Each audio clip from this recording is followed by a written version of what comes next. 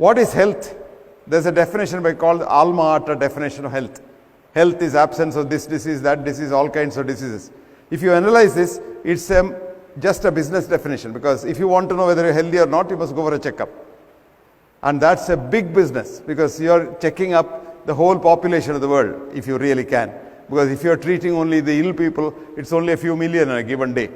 So that's not the definition, but Indian system of Ayurveda for thousands of years had a beautiful definition, which simply means, in a sense, if you have enthusiasm to work, mark my words, and enthusiasm to be compassionate, you are healthy. You can have a disease, because all of us have disease. If I now scan all of us for a cancer cell, each one of us will have more than 5 to 10 cancers already inside. But they don't become clinical cancers and kill you, they die themselves. And this is a very important thing. So on a given day, nobody is totally healthy, which if it means that without disease. So this definition of health is very convenient, because you can know yourself in the morning. Get up and ask, do I want to go to work today, or do I have to go to work? If you say, and I want to go to work, you're healthy. Do I have to be compassionate? If you say, yes, I have to be compassionate, that's compulsion. I want to be compassionate. And if you want to be compassionate, you're healthy again. Now, having said this, I must tell you the myths in the area of health. When you go and see a doctor, the first thing he asks is, did your father have cancer? Did your father had stroke? He had a heart attack? You get frightened. And if any one of this is positive, you start dying that day. I may get a cancer. I may get heart attack. I may get this. I may get a stroke. All this is myth. You and your parents have nothing in common, because you are not come from your parents. Actually, this is the Indian thought. Children do not belong to parents, they come through parents. But our ancestors are not our parents, but the germs.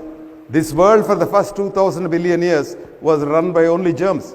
And every other planet is like that. And these are the germs which were very compassionate, and they donated a DNA each to us to make the first nucleated cell called the zygote, that you and I were on the first day we were made in the mother's womb.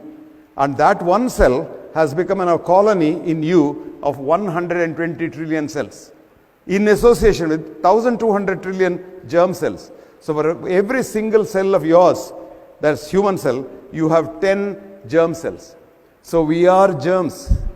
And this germ theory propagated by the Western medicine to use antibiotics as medicines is the one that is killing mankind all over the world because of superbugs. Now germs are our friends, and germs have brought us here, and we belong to them. So you don't have to worry about your family history of this disease or that disease, because there's a big myth going on saying that your genetic analysis, your genome studies, your genetic engineering, stem cell study, preserving your cord blood of your child, preserving your dead body, etc., etc., is a multi-billion-dollar industry. All that is a myth. What is true today is, if you are healthy today, you are lucky.